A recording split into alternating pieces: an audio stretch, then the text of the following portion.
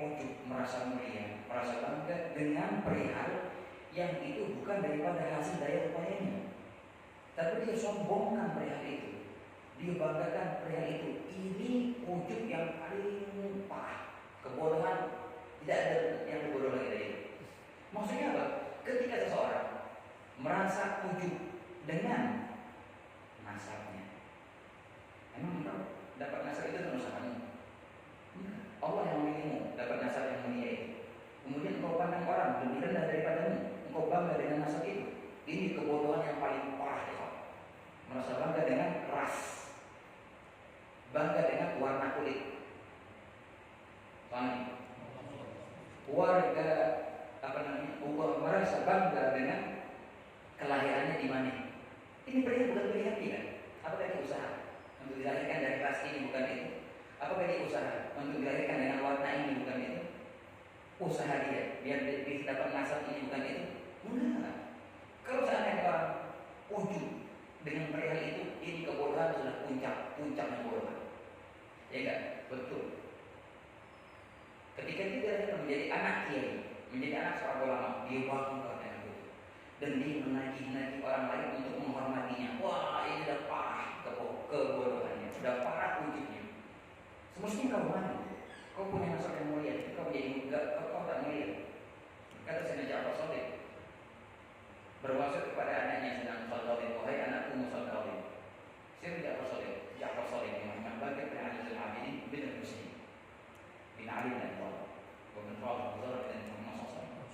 Berkata Sayyidina Ja'far Shadiq kepada anaknya, wahai anakku Musa Shadiq, ketahuilah ilmu itu bagus. Tapi bila mana ilmu itu ada pada diriku dan pada dirimu, maka lebih bagus dia. Dan ketahuilah kebodohan itu buruk dan jelek. Tapi kalau seandainya kebodohan itu ada pada dirimu dan ada pada dirimu, maka lebih jelek dia. Udah punya nasab bodoh lagi, aduh parah. Oh, berarti sudah enggak usah kita muliakan mereka yang punya nasab mulia. Bukan begitu.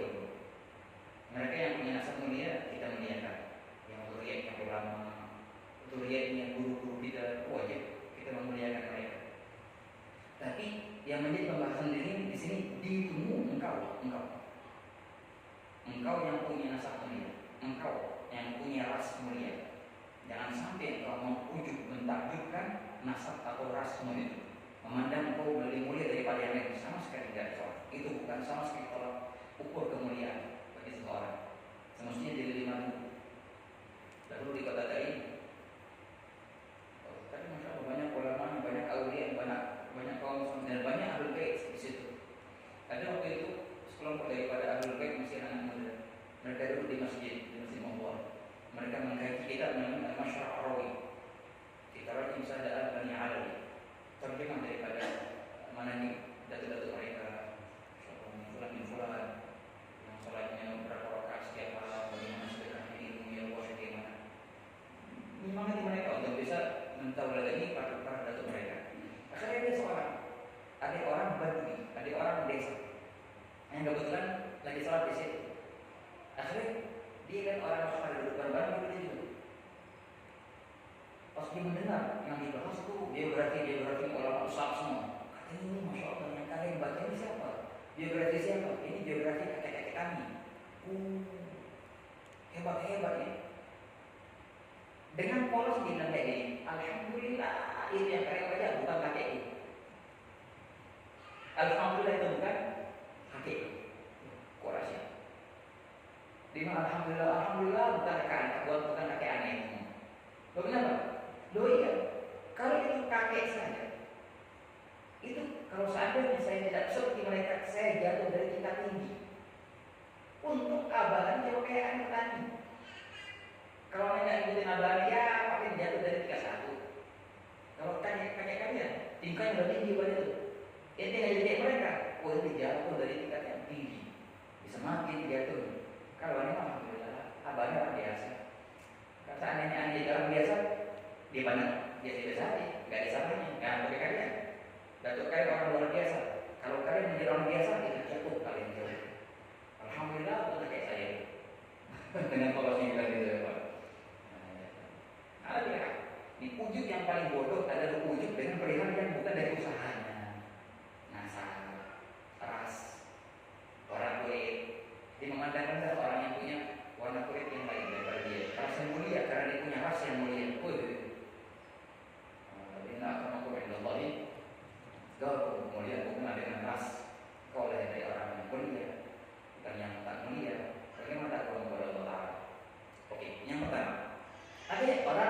yang merasa ujub dengan apa? Dengan ilmunya. Waduh, juga bodoh itu, menunjukkan kebodohannya. Dia merasa ilmu yang dia dapatkan adalah hasil dari upayanya. Masya Allah. Habis apa ya? Merasa dirinya lebih mulia daripada yang lain karena ilmunya. Masya Allah. Ketahuilah, syaitan itu alim sebenarnya, Pak. Iblis itu alim sebenarnya. Apakah dia mulia daripada Adam? Oh, enggak sama sekali. Pengetahuan yang kau tahu itu bukan menunjukkan kemuliaan sama sekali. Wah, Pak. Kalau main masalah berapa banyak kitab yang kau hafal, banyak orang-orang kafir hafal kitab yang banyak. Dan mudah sekali seandainya Allah Ta'ala mengambil ilmu yang kau punya sekarang, hilang semua. Kejedot aja, kejedot hilang semua ilmunya, lupa gimana jadinya. Apa yang kau banggakan? Hilang semua itu. Ini semua titipan dari Allah Ta'ala sementara. Kau banggakan dari yang lain. Lain Allah. Makanya ada dua orang, dia mau ziarah ke kota itu banyak ulamanya. Ini cerita mau ngetes. Ini juga ini orang yang tak punya adabnya, datang mau ngetes. Kalau ngetes ini kita sendiri, ngapain masalah lain ini kan? Udah pada punya wajib adiknya, pasti kita sendiri yang lain dan ngapain. Datang mau ngetes. Subhanallah, ada orang kaum solihin di negara itu, diambil tuh ilmunya semua, ditaruh di cicak. Pas dia masuk ke kota itu nggak tahu namanya. Apa ditanya berapa rukun Islam? Nggak hafal rukun Islam. Ini pada ulama ceritanya nih. Tapi salah itu juga datang mau tes. Hilangin dia punya ilmu. Seorang wali Allah diambil ilmunya ditaruh di cicak. Nabi isi lagi sahabat. Minta maaf. Bukan maksudnya untuk ngetes, minta maaf. Ini dia nakal bercicak. Tahu beneran atau tidak lagi ilmu. Jadi ngapain untuk membanggakan ilmu itu? Sama sekali. Nah, justru kalau orang bertambah ilmunya, bertambah tawadhu'nya. Nah, itu ilmu yang benar itu ilmu yang menambah ketawadhu'an. Kayak apa namanya? Tadi. Makin banyak isinya makin menunduk.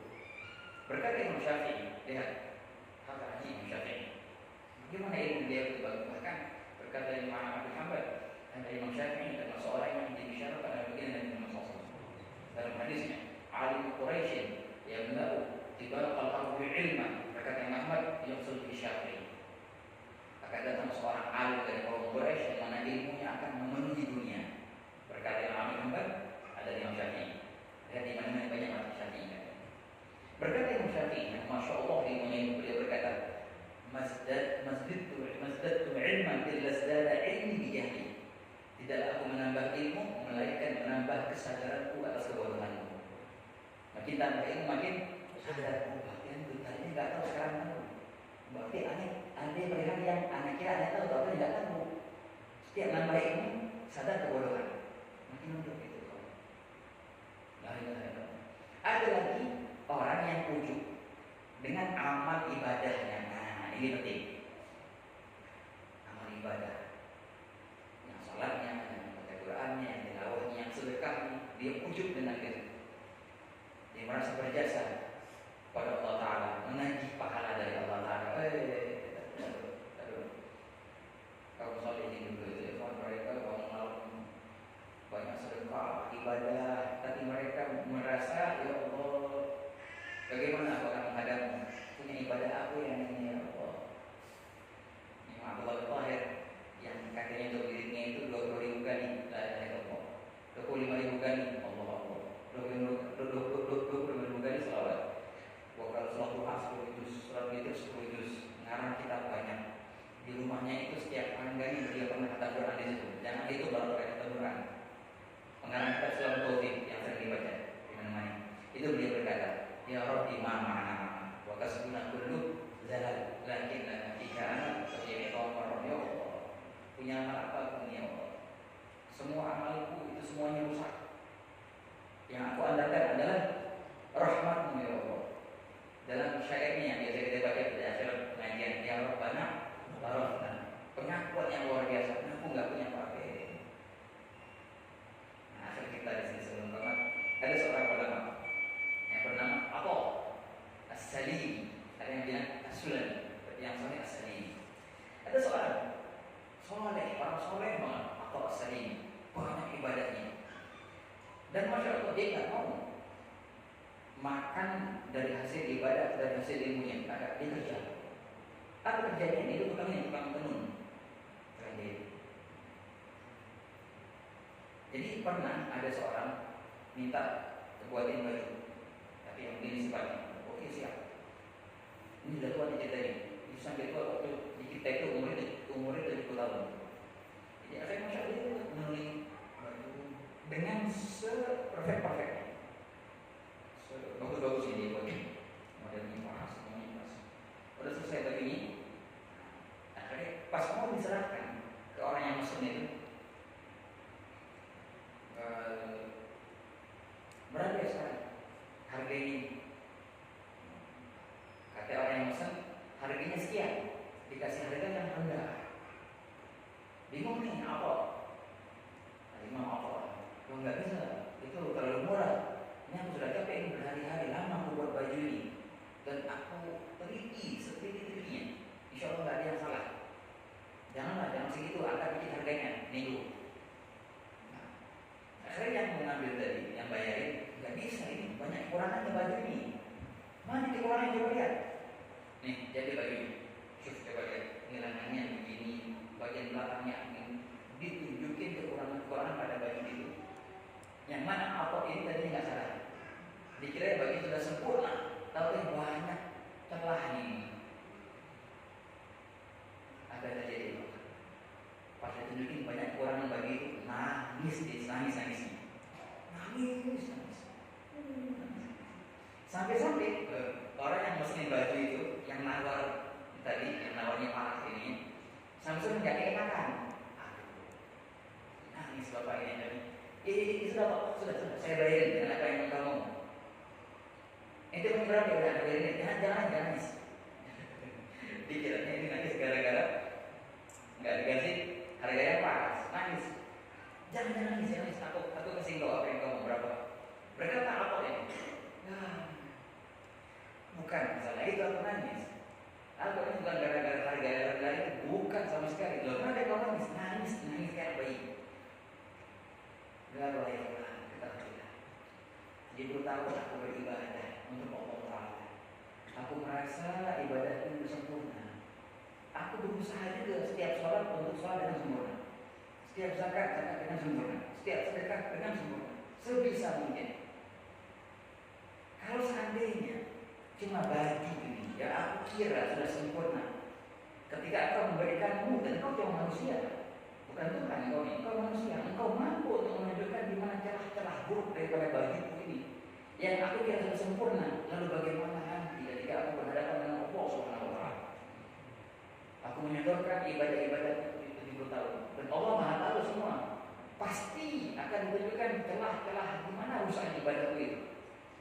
Kalau sampai engkau yang manusia bisa menunjukkan di mana celah kerusakan daripada baju, apalagi Allah yang pasti akan menunjukkan untukku di mana celah rusaknya ibadahku.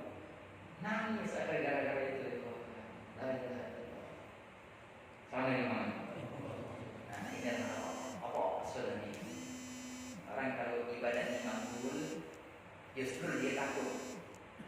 Alamat kalau ibadah itu makbul di sisi Allah Ta'ala, dia merasa nggak mengamalkannya. Nah, Imam Hasan Al-Basri dalam tafsir firman Allah Ta'ala, bila dia selalu amal salihu yarfa'u. Allah Ta'ala mengangkat amal salih. Bila amal salih diangkat oleh Allah Ta'ala, apa yang diangkat? Kata beliau, arti diangkat artinya sehingga orang itu berubah. Perlihatkan sekarang. Kalau amal itu yang kau amalkan, yang kau kerjakan, engkau melupakan sampai terlupakan, berarti amal itu makbul di sisi Allah Ta'ala, karena Allah mengangkatnya. Kebalikannya. Wah, kalau seandainya amal itu masih diingat-ingat terus, bukannya mulai ingat, dibangga-banggakan, dia besar-besarkan, menagih